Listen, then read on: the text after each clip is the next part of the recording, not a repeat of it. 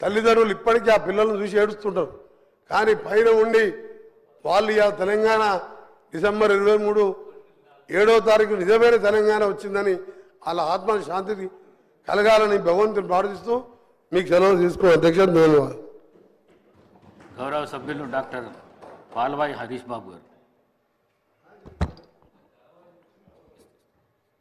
తెలంగాణ తల్లి విగ్రహ రూపకల్పనపై శాసనసభలో ముఖ్యమంత్రి గారి ప్రకటన సందర్భంగా చర్చకు అవకాశం ఇచ్చిన అధ్యక్షుల వారికి ధన్యవాదాలు తెలియజేస్తూ, ముందుగా మహాకవి దాశరథి గారు అన్నట్టు నా తెలంగాణ కోటి రతనాల వీణ. ఆ రోజు 1 కోటి మంది ప్రజలే ఉండే తెలంగాణలో, ఇవాళ 4 కోట్ల మంది ప్రజలైన. కానీ కొన్ని సమస్యలు ఉన్నాయి. కొన్ని వెనుకబడ్డ ప్రాంతాల మీద తీవ్రమైన వివక్ష చూపిస్తుంది ప్రభుత్వం అనేది నేను చెప్పదలుచుకున్నా. దాంట్లోకి తర్వాత పోతగాని మనం మన సంస్కృతికి అద్దం పడుతూ ప్రశాంత వదనంతో మెడకు కంటే గుండు పూసల హారంతో చెవులకు బుట్టకమ్మలతో ముక్కు పుడకతో తయారైంది తెలంగాణ తల్లి అని చెప్పుకుంటున్నారు.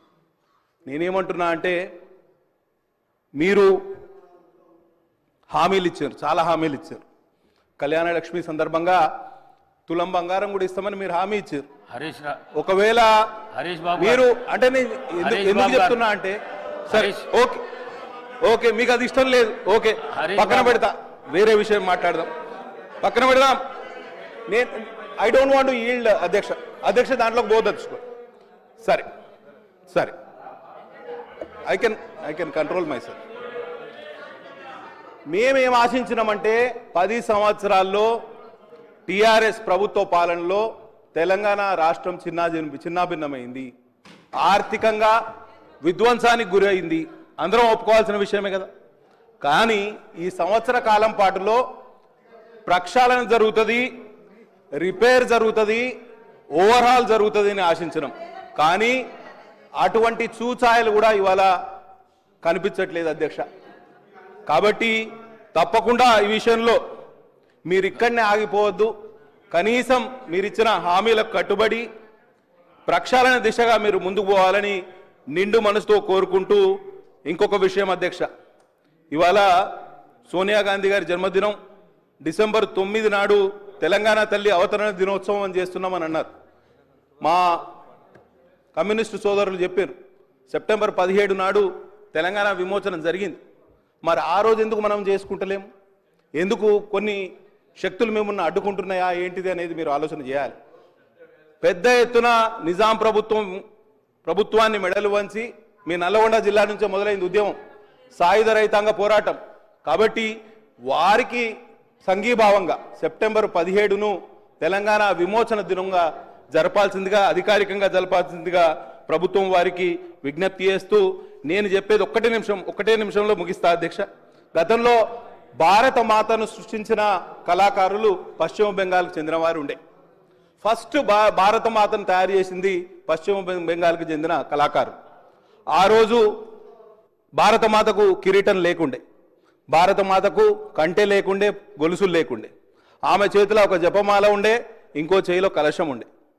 తర్వాత నెహ్రూ గారి ఆధ్వర్యంలో, తర్వాత పెద్ద ఎత్తున కాంగ్రెస్ పార్టీ యొక్క ఈ ప్లీనరీ సమావేశాల్లో కొత్త భారతమాత, కొత్త విగ్రహానికి వారు రూపకల్పన చేశారు. ఆ విగ్రహానికి కిరీటం ఉన్నది, తర్వాత హారాలు ఉన్నాయి, కంఠహారాలు ఉన్నాయి, ఒక త్రివర్ణ జెండా కూడా చేతిలో ఉండే. కాబట్టి ఆ విధంగా నడిచింది. అప్పుడేమో ఆ విధంగా ఆలోచన చేస్తే ఇప్పుడేమో మనం ఉల్టా ఆలోచన చేస్తాను. తెలంగాణ ఇవాళ టీఎస్ నుంచి టీజీకి మార్చిండ్రు అధ్యక్ష.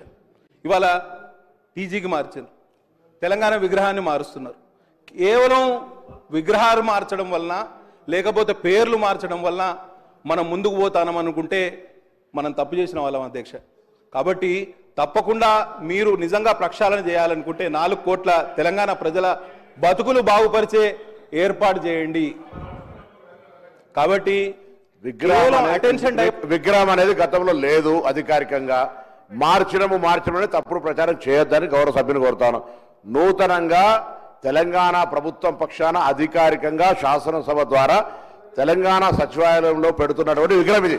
మార్చడం అవును, ఆనాడు తెలంగాణ ఉద్యమంలో మీరు మాట్లాడేటప్పుడు ఎట్లా మాట్లాడాలంటే టీజీ అని ఉంటే గుండెలల్లా టీఎస్ అని రాసుకుని తప్పు మీరు మార్చరు సక్రమంగా ఆమోదింపి ప్రశంసించారు. అది తీసుకొని మళ్ళీ మార్చడం అంటారు.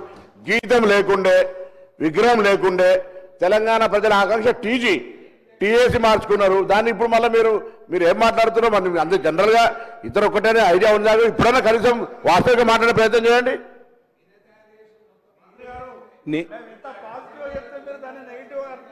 మిమ్మల్ని అప్రిషియేట్ చేస్తున్నాం.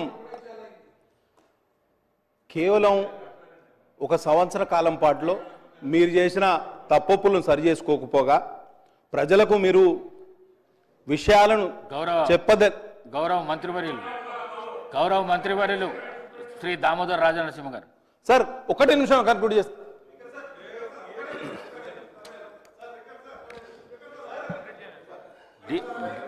డీవియేషన్ కాకుండా ముఖ్యమంత్రి ప్రకటనపై క్లారిఫికేషన్ చెప్పండి. డీవియేషన్ అన్నారు, నేను ఒప్పుకున్నా, నేను ఒప్పుకున్నా. డీవియేషన్ కాలేదు. నేను గ్రౌండ్ రియాలిటీ నుంచి 2 విషయాలు చెప్పదలుచుకున్నా. 4 కోట్ల తెలంగాణ ప్రజలు వాళ్ళ సంవత్సర కాలం కాంగ్రెస్ ప్రభుత్వం ఏర్పాటైనాక తీవ్ర నిరాశ నిస్పృహల్లో ఉన్నారు అధ్యక్ష. చాలా ఇబ్బందుల్లో ఉన్నారు. వారిని ఆదుకునే ప్రయత్నం మనం తప్పకుండా చేయాలి. సరే, తెలంగాణ తల్లి ఆవిష్కరణకు మమ్మల్ని పిలిచిండ్రు. తెలంగాణ తల్లి రూపకల్పనలో కూడా ఉత్తమ్ కుమార్ రెడ్డి గారు ఇదే సభలో ఉన్నారు. వారు ప్యాడీ ప్రొక్యూర్మెంట్ పాలసీ తీసుకురాచే ప్రయత్నంలో మమ్మల్ని అందరినీ పిలిచారు. అఖిల పక్షానికి పిలిచిండ్రు, ఉత్తర ప్రత్యుత్తరాలు నడిపినారు. వారి కార్యాలయం నుంచి మాకు చాలా ఫోన్లు కూడా వచ్చినాయి. అదే ఒరవడిలో ఇవాళ మాకు కొంత సమాచారం ఇచ్చి మా సూచనలు సలహాలు కూడా తీసుకుంటే అఖిల పక్షాన్ని ఏర్పాటు చేస్తే ఈ విషయంలో మేము కూడా చొరవ తీసుకునేవాళ్ళం. కానీ ఇవాళ మా పైన మొత్తం తెలంగాణ సమాజం మీద రుద్దే ప్రయత్నం చేస్తున్నారు. అది కొంత ఆక్షేపణీయమని తెలియజేస్తూ, అట్లనే డిసెంబర్ 9 మీ నాయకురాలి యొక్క జన్మదినం, దాన్ని కూడా అవతరణ దినోత్సవంగా చెప్పే ప్రయత్నం కూడా చేస్తున్నారు. పార్టీకి సంబంధించిన విగ్రహం గతంలో ఉండేది అని మంత్రి గారు చెప్తారు అధ్యక్ష.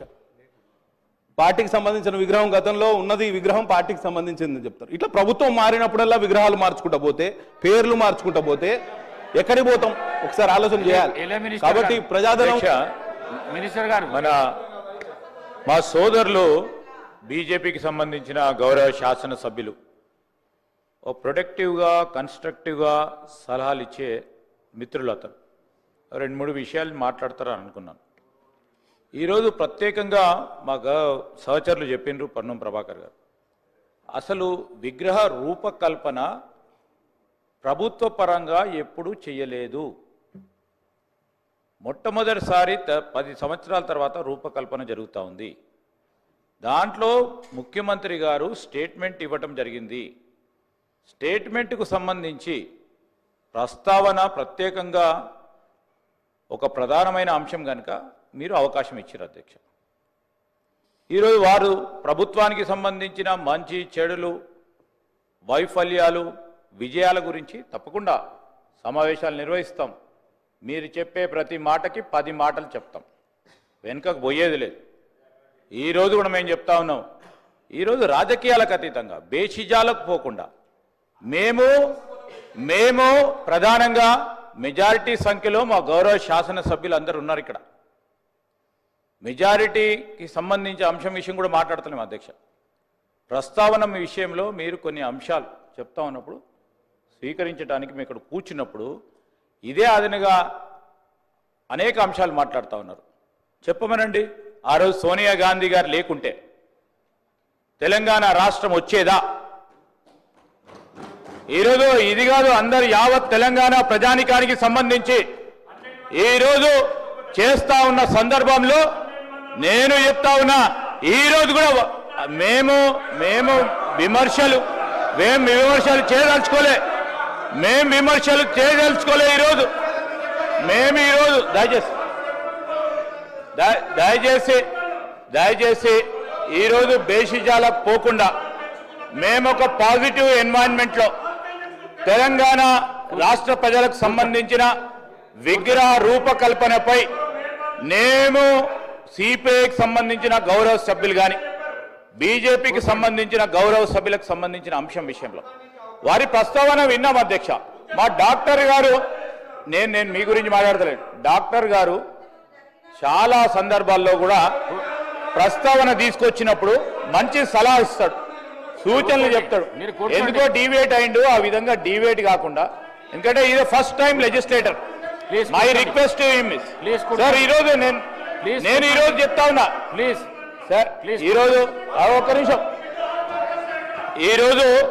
ఈరోజు మేము ప్రస్తావన చేస్తా ఉన్నాం అధ్యక్ష. రేపు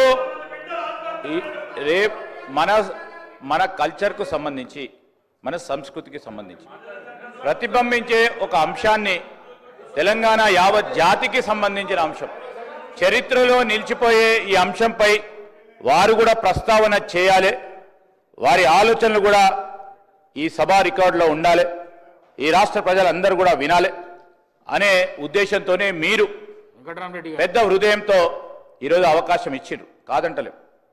ఈరోజు మేమేం చెప్తా ఉన్నాం, బేషిజాలకు పోకుండి మీరు చెప్పే ప్రతి అంశంపై తప్పకుండా మేము ఈరోజు అభయం ఇస్తా ఉన్నాం, మేమిచ్చే అభయం ఇస్తా ఉన్నాము. మీరు అడిగే ప్రతి ప్రశ్నకి ఈ సందర్భంలో కాదు